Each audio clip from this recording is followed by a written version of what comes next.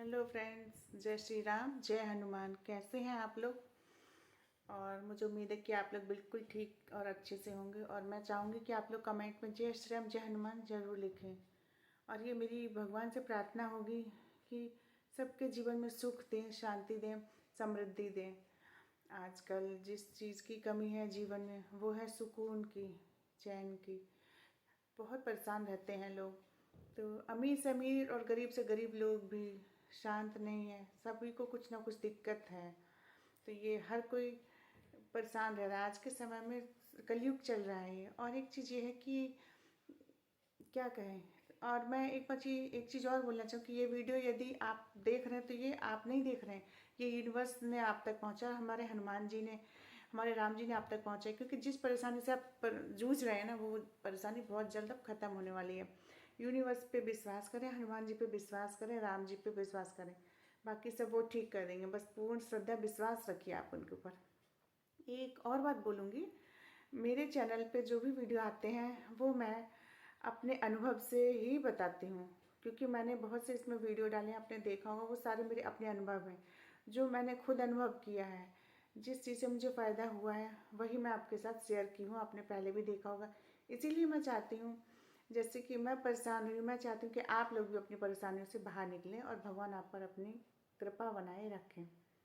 जितने भी लोग जुड़े हैं, भगवान सब पर कृपा बनाए, अपना आशीर्वाद करें, सबको सुकून, चैन और समृद्धि मिले। बस यही प्रार्थना है भगवान से। और बाकी जो लोग मुझे फॉलो करते हैं उनका बहुत बहुत तहे दिल से धन्यवाद। भगवान करे उनके घरों में सब सुख शांति रहे। तो बस मैं यही चाहूँगी कि आप लोग हमेशा खुश रहें। और एक बात और मैं वीडियो शुरू करने से पहले बोलना चाहूँगी कि आप लोग जब भी हनुमान जी का संकल्प करें उस हिसाब से आपको कुछ नियम पूरे विधि विधान से करना चाहिए। क्योंकि कहते हैं ना, जब तक पूरे विधि विधान से नहीं करेंगे हमारा कोई भी संकल्प पूरा नहीं होता है।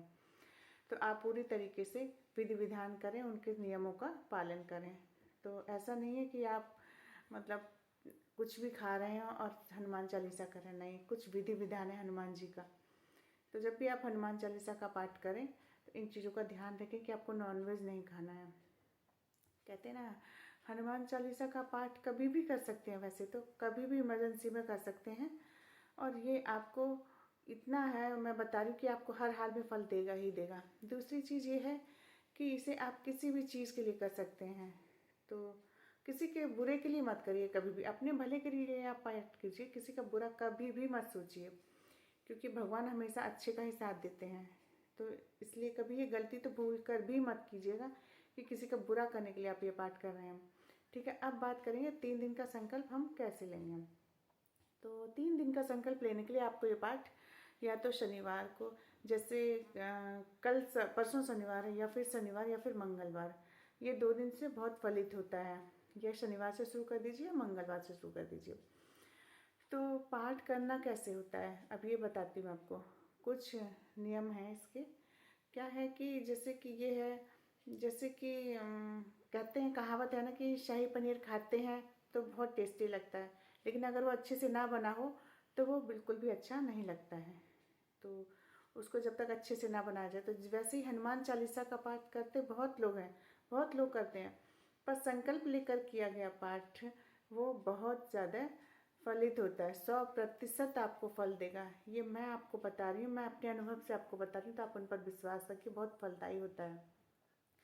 तो आपको क्या करना होता है, ये पाठ आप जब भी कीजिएगा तो आप रात के समय कीजिए, 8 बजे के बाद कीजिए। तो ये मेरी तरफ से सजेशन है, जो लोग भी करना चाहते हैं। बहुत ज़्यादा रात में भी मत कीजिएगा, मतलब ज़्यादा रात भी ना हो। तो 11 बजे तक आप कर सकते हैं, 8 से 11, या फिर संध्या बेला से आप किसी भी टाइम कर सकते हैं। क्योंकि आजकल बहुत बिजी रहते हैं लोग। तो ये पाठ सात्विक पाठ है, तामसिक पाठ नहीं है। क्योंकि यहाँ पर हमारे हनुमान जी की पूजा हो रही है, तो ये तामसिक तो हो ही नहीं सकता है। तो आप लोग ब्रह्म मुहूर्त में कीजिए या फिर शाम के समय। यदि आप नहा धो लेते हैं तो वो बहुत अच्छा है। यदि आप शाम के समय में आप नहा नहीं पाते हैं, जैसे कि अभी ठंडी के दिन चल रहे हैं तो नहीं नहा सकते हैं, तो आप ऐसा करिए, शरीर से सारे कपड़े चेंज कर लीजिए, हाथ पाँव खूब अच्छे से धो लीजिए और पूरे कपड़े चेंज कर लीजिए। इतना तो हम कर ही सकते हैं कि हम ठंड में नहीं नहा रहे हैं तो बस हमें इस चीज़ का ध्यान रखना है कि हनुमान जी की पूजा में हमें शुद्धि का बहुत ध्यान रखना होता है। तो इसलिए यदि आप सुबह नहा लिए हैं, शाम को ठंड की वजह से नहीं नहा पा रहे हैं, तो कोई बात नहीं।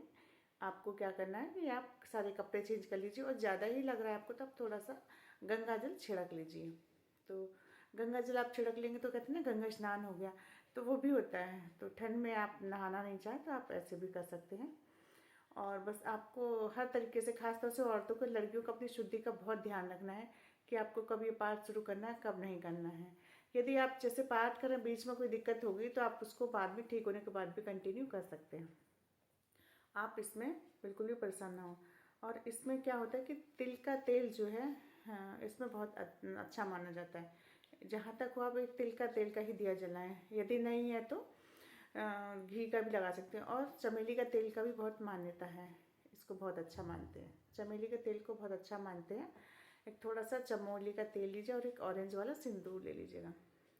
चमेली का तेल और सिंदूर मिला करके थोड़ा सा कटोरी में मिला लीजिए, और उसमें थोड़ा सा ऑरेंज सिंदूर मिला लीजिए, और उसको उंगली में लगा के और हनुमान जी के आपको चरण में लगा के रखना है। और यदि आप लड़के हैं तो आप माथे पर भी लगा सकते हैं। तो हम जो औरतें हैं वो चरणों में लगाएंगी, वो अपने गले में लगाएंगी और माथे पर भी लगाएंगी। और फिर हाथ धोएं और फिर भगवान जी को प्रणाम करें। तिल का तेल लगा दिया आपने, उसके बाद धूप बत्ती जला लीजिए, और प्रसाद आपको रखना ही रखना है। तो तीनों दिन आपको भोग प्रसाद रखना है। या तो फिर आप खुद अपने हाथ से बना लीजिए, या तो फिर लड्डू, या फिर जैसे केला है, लड्डू है, गुड़ चना है, मार्केट से लेके आ जाइए। और वहाँ पर भी आप ऐसी दुकान से लाएं जहाँ पे एकदम शुद्धता हो सब कुछ।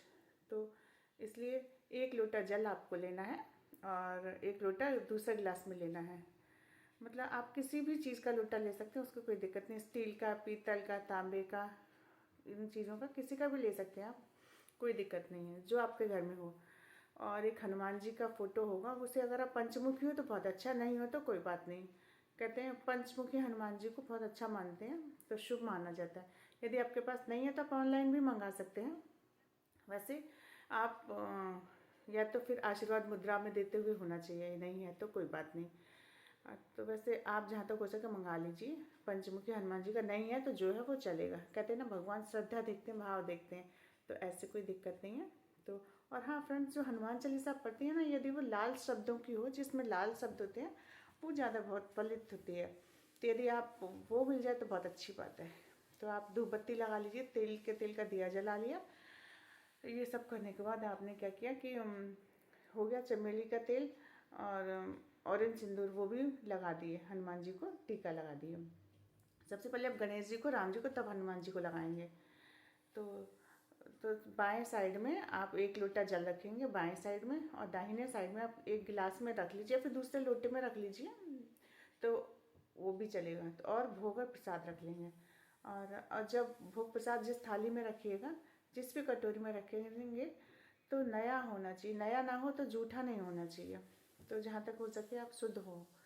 तो जहाँ जो कपड़ा पहनेंगे वो लाल और पीला पहने तो बहुत अच्छा। काला कपड़ा कभी भी नहीं पहनना चाहिए, काला हो या नीला हो, तो वो कपड़े आप नहीं पहने। जो भी पहनना चाहें आप पहन सकते हैं, लेकिन आप सर पर पल्लू लेकर ही पूजा करें। यदि जेंट्स लोग कर रहे हैं तो आप लोग को क्या करना है कि कुछ भी लाल ही पहन लें, या फिर पीला वस्त्र पहने, जैसा भी हो।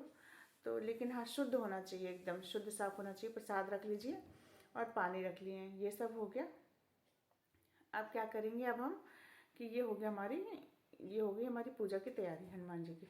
अब क्या करना है हमको, जो लोटे में पानी रखा है ना, जो लोटे में पानी रखा है, इस हाथ में लीजिए, उल्टे हाथ से सीधे हाथ में डालेंगे हम, जो बाएं हाथ से दाहिने हाथ में डालेंगे जल। और पानी हाथ में लेने के बाद फिर जो दिया जलाए थे हम वहाँ पर ही ऐसे रखेंगे, आगे कर लेंगे हम थोड़ा सा हाथ, और एक संकल्प लेना है हमें कि हम किस चीज़ के लिए ये कर रहे हैं। अपना नाम गोत्र सब बोलेंगे, अपनी इच्छा बोलेंगे, और हाथ में थोड़े चावल लेंगे और थोड़ा सा पुष्प लेंगे, और इस तरीके से हम अपनी मनोकामना बोलेंगे कि हे भगवान, हम इस मनोकामना के लिए ये कर रहे हैं। तो बस, तो भगवान जी के आगे एकदम नतमस्तक हो जाएंगे, और उनके आगे अपने दिल से बोलेंगे। दिल दिमाग में यही होना चाहिए कि हनुमान जी हमारे सामने बैठे हैं, और उनके हमारे सामने बैठे और हम जो उनके सामने संकल्प ले रहे हैं तो वो हमारा संकल्प सुन रहे हैं। तो जैसे आपने उनके साथ एक रिश्ता बनाया तो सोचिए वो हमारे सामने बैठे, जैसे मैंने उनके साथ अपने पिता का रिश्ता बनाया है तो आप ऐसे बोलेंगे, हे पिता श्री, मेरी ये समस्या है और आज से हम ये संकल्प लेते हैं कि आज से 3 दिन का संकल्प का पाठ करें। 3 बोलें 7 बोलें, घर जो भी कर रहे हैं आप बोलें, जो भी हमारी समस्या है वो हम बोलेंगे कि मतलब मेरी ये जो परेशानी है ये जल्द से जल्द ख़त्म हो जाए। जैसे कि हमारे घर की दिक्कत है या फिर नौकरी से है जुड़ी हुई जो भी है, जब हम कहते हैं ना दिल से दुखी होकर भगवान को बुलाते हैं तो प्योर भाव जो होता है तो वो भगवान के सामने उसको रख देता है और वो सब समझते हैं। तो ये सारी चीज़ें बोलने के बाद कि भगवान मेरा ये प्रॉब्लम है, आप इसका प्रॉब्लम को ठीक कर दीजिए। तो मेरा आपके सिवा कोई नहीं है, मेरे आप ही सब कुछ हैं। आज मैं इस समय ये संकल्प लेती हूँ, जिस टाइम पर भी आप संकल्प ले रहे हैं वो चीज़ अपने दिमाग में लाइए। तो सबसे पहले हम अपना नाम बोलेंगे और हम इस टाइम पे संकल्प ले रहे हैं कि हम इस चीज़ के लिए, मतलब जो भी आपकी मनोकामना है वो बोलें कि हम इसके लिए कर रहे हैं और इसी निश्चित समय में हम 3 दिन करेंगे। 3 दिन 7 दिन 11 दिन जो भी करेंगे वो बोलेंगे। तो उतना आपको हनुमान जी से बोलना है। तो मेरी विनती है कि हे हनुमान जी महाराज, मेरी इस विनती है कि इस सॉल्यूशन दीजिए। मैं बहुत परेशान हूँ, मैं थक चुकी हूँ, हार के मैं आपकी शरण में आई हूँ बाबा। सब ठीक कर दीजिए बाबा, सब आपके ऊपर छोड़ दिया है बाबा, सब आपको संभालना है, मैं कुछ भी नहीं कर सकती, मैं हार चुकी हूँ बाबा, बस आप ही सहारा हैं बाबा। सब ठीक कर दीजिए, मेरी नौकरी, मेरे घर में सबको नौकरी लग जाए, मेरा घर बन जाए। और इस तरीके से बोल के आप उनके चरणों में छोड़ दीजिए और वहीं पे हाथ जोड़ लीजिए और अपना माथा टिका दीजिए। और ये सब करने के बाद आप क्या करेंगे कि मतलब पहला दिन जो है हनुमान चालीसा पाठ करेंगे। सबसे पहले आप करेंगे श्री राम जी की स्तुति। पहले गणपति जी का आवाहन करेंगे हम, गणपति जी का, क्योंकि प्रथम पूजनीय माना गया है उनको, तो हम सब प्रथम गणपति जी का करेंगे, उसके बाद राम जी की स्तुति करेंगे। पहले दिन हम हनुमान जी का जो पाठ करेंगे वो होगा हमारा 5 बार, तो 5 बार पाठ करेंगे हनुमान चालीसा का। श्री राम स्तुति 1 बार करनी है, हनुमान चालीसा का पाठ 5 बार करना है लगातार।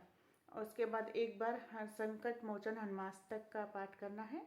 उसके बाद 1 बार बजरंग बाण का पाठ करना है। उसके बाद लास्ट में श्री गणेश जी की और राम जी की, उसके बाद हनुमान जी की आरती करनी है। तो इस तरीके से हम करेंगे। और इन सब चीज़ों को करने से पहले एक चीज़ और बताना चाहेंगे कि सबसे पहले जो है जब आप भोग प्रसाद वगैरह रखेंगे तो उसमें आपको तुलसी दल ज़रूर रखना है।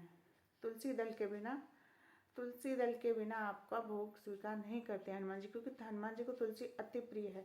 तो आप कैसा भी भोग रखें हनुमान जी के लिए, आप तुलसी चढ़ा देते हैं तो बहुत मानते हैं। और हाँ, एक भोजपत्र भी ले लें, उस पर अपनी मनोकामना लिखकर हनुमान जी के चरणों में रख दें। 3 दिन तक आप उनको लाल पेन से लिखेंगे और जब तक आपका संकल्प चल रहा है आप वो हनुमान जी के पास रखकर छोड़ेंगे, आप उसे उठाएंगे नहीं।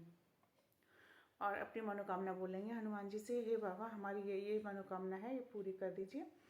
तो इस तरीके से आप लिखकर वो हनुमान जी के चरणों में, हनुमान जी के फोटो के पीछे रख दीजिए, क्योंकि आप ही नहीं पूजा करते, आप घर में और लोग भी करते होंगे, हो सकता है कि कोई उठा के उसे इधर उधर करे, तो इसलिए आप उसे पीछे रखें जिससे किसी को दिखे नहीं। तो इसलिए जो भी समस्या है वो आप उसमें लिख दीजिए और बस हनुमान जी के चरणों में छोड़ दीजिए। और फिर आप विश्वास कीजिए, आप इतना खुद से मेंटली फ्रेश महसूस करेंगे, ऐसा लगेगा आपको कि आपकी सारी समस्याएं ही ख़त्म हो गई।